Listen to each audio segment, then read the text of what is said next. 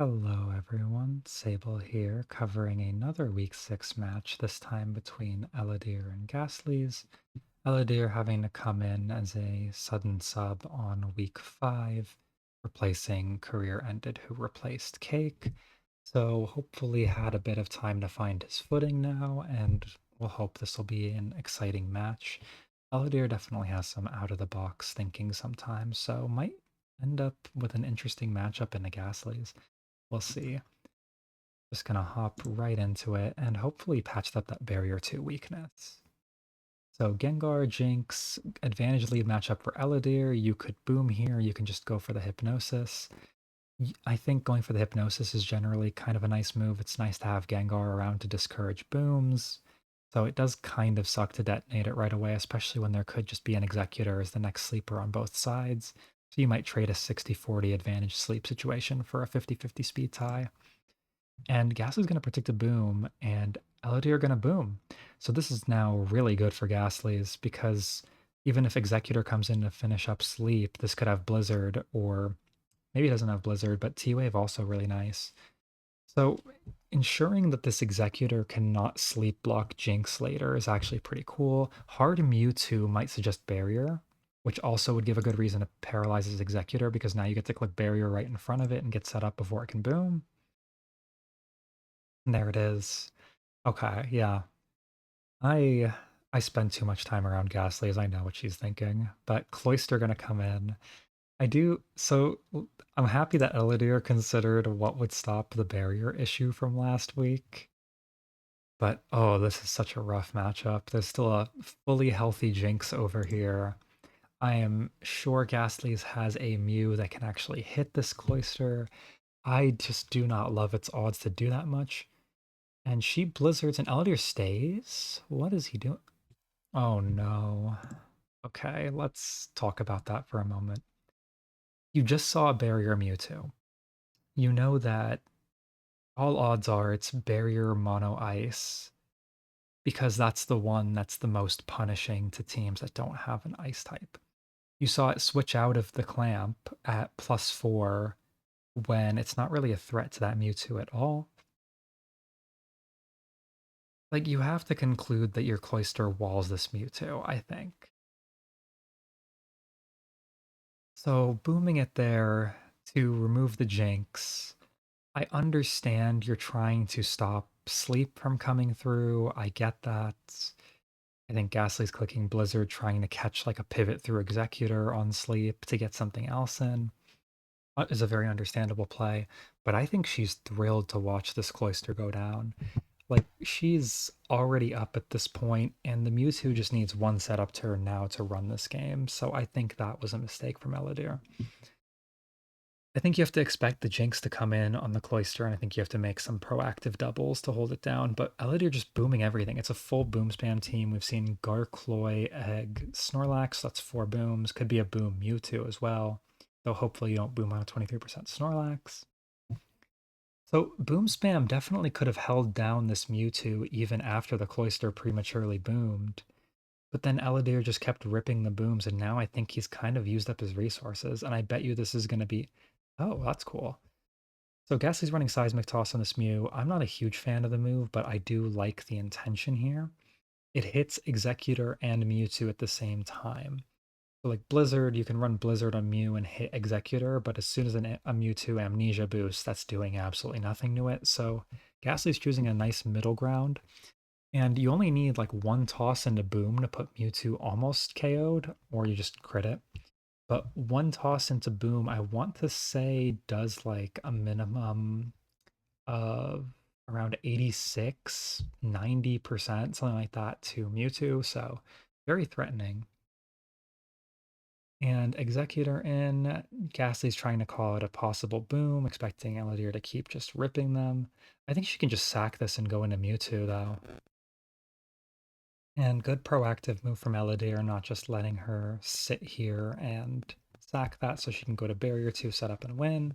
And Ghastly's going to Tauros, so not going to mess around with the possibility of paralyzing once or twice and losing the game.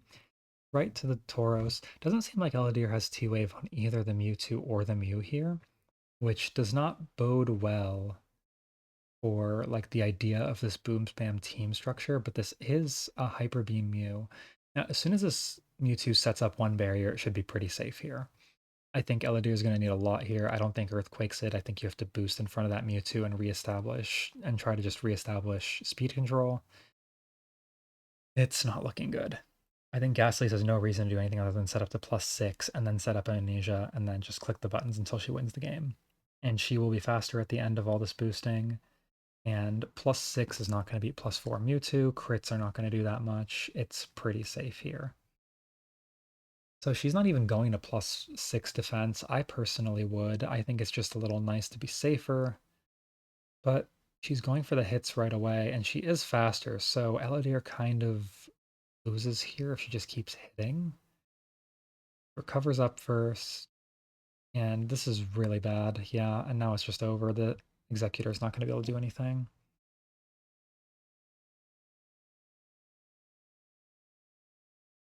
So it paralyzes, but this really doesn't matter. Like if it boomed, there's still a Starmie, so even if he crit, he'd lose. So Gastly's wins with a barrier 2. Boom spam from Eledyr.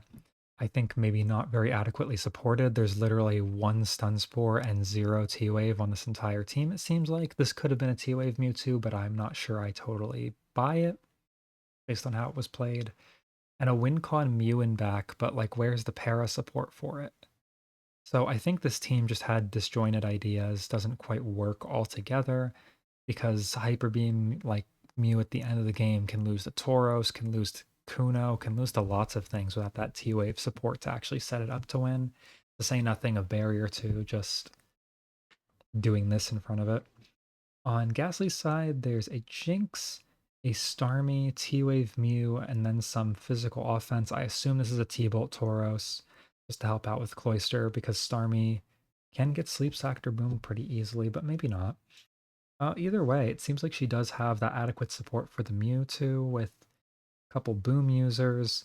Still a little bit of a slow team, but I think the idea works as it did here. There's just enough of everything to give Mewtwo what it needs to set up. So works out for her pretty cleanly here. 28 turn game, and we'll go right into game 2. And hopefully we don't just see Eledyr get barriered again. Zapdos, Alakazam. Gastly's has run these like Alakazam teams before with Zam, Egg, Bro, and I want to say she's run Rhydon on those. But we'll see if it's that same kind of idea or something else here. This Egg just getting absolutely bullied in lead, but it also means that her damage is not adequate to take it out quickly, so it might just get sleep anyway, and does. But now it's really not a big threat, so she's going straight to Mewtwo. I do wonder if she's hoping to catch a Stun Spore or a T-Wave here. Yeah, okay, so it's not a barrier. Psychic is not really a thing you use with barrier unless you're YBW. But she wanted to take the T-Wave and then T-Waves it, so Eledyr confidently going to Executor, so really sure this isn't going to be Blizzard. I think that's a bit premature, but Ghastly's knows it's out of range and goes to Zam just in case of the boom. Hopefully you double out here. Yep, right to Mew. And catching Tauros. If this is T-Wave Mew, which it often is from her, then this is a perfectly fine matchup. But she goes right to Cloyster, so either not willing to risk it or predicting the Executor is going to come in. Blizzarding. And Psychic from Eledyr, I don't love that. Trading a whole egg for 45% on a Cloyster doesn't seem ideal. Especially like you have a Zapdos and a Tauros. I can probably break through. Ice Beam shown on Mewtwo. And a Sandslash. Okay, so this is Eledyr bringing favorites. I don't really love Sandslash into Gastlies. I understand wanting to weaken the Cloyster for it, but this is just not enough, and it's too early to really use the Sandslash. There's way too many checks in the way. Eggit just gets to click Psychic. Zapdos will get to click one more attack and then get KO'd probably, so I'm expecting it'll just Drill Peck here and then go down. Like the Sandslash check's getting softened up, but I don't think that Mew and Mewtwo and whatever her last is are going to struggle all that much to stop it here. It's so basically this is like physical offense from Eledyr, but then there's randomly like an Ice Beam Mewtwo, which might just be Amni Ice Psy Recover. in which case it doesn't really synergize here. And I assume this is a T-Wave Mew. Like, surely, right? Yeah, okay. So it is, but I don't think Eledyr is, like, going to be running anything but Earthquake here, which means that you just get boomed, and this Mew is not really a threat. Gastly's kind of can just start clicking booms right away now, or just send Tauros and start throwing Hyper Beams. I don't think there's that much for her to be afraid of in winning this game at this point. It would just take Mewtwo really BSing the game for her to lose. So goes for a slam, just going to try to paralyze this and take it down with Tauros. Critical hit doesn't actually matter there, and Psychic was a favored roll to KO anyway. So Mew gonna come in. As long as it doesn't get frozen here, it should get the T-Wave off. Then I assume it's gonna boom and open up the game for Gastlies to just finish it up with her own Mewtwo and Cloyster. So here comes Mewtwo, here comes Tauros. And this has T-Wave, so as long as you T-Wave this, Cloyster usually wins. And if you get any damage on it after T-Waving it, Cloyster definitely wins. And there's Boom, so that's the damage, and now it's in Blizzard range. Sandslash obviously can't switch into that. This should be one unless Blizzard just misses a couple times. But I'm not loving Elodyr's chances from here. Sandslash, very cute pick. I adore Sandslash. Oh, but there is a miss. Rock Slide is interesting. These usually don't run that. When I like to think, so Nessa is the person who pioneered using Sandslash in this tier. And then I really liked it and picked it up. And I like to think that you kind of need Hyper Beam on this to take out Executor. Rock Slide to cover flyers is a bit unnecessary, and Hyper Beam kind of fills the same role. But Sandslash is just not good lately. There's too many alternative flyers to Zapdos. There's just a lot more Cloyster. Just a lot of things aren't good for Sandslash here. Tauros are running Blizzard again instead of going Monoquake. The prevalence of Blizzard Mewtwo, more alternative Mew sets that aren't just T-Wave Earthquake. Nothing in modern Ubers is that good for Sandslash, and it's really sad because I love the little guy, but I wouldn't bring it in these sets. So Ghastly's team advantage here, not a barrier the second time around, but just kind of bullies with Cloyster, with Tauros, and then pulls out a pretty quick 2-0. So congrats to Ghastly's 5-1 in this tournament. And Eledyr, guess we'll see next week if he plays out the last week of the tournament for his team.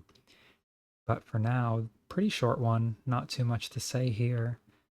And I'll see you in the next one. Let me know what you think in the comments.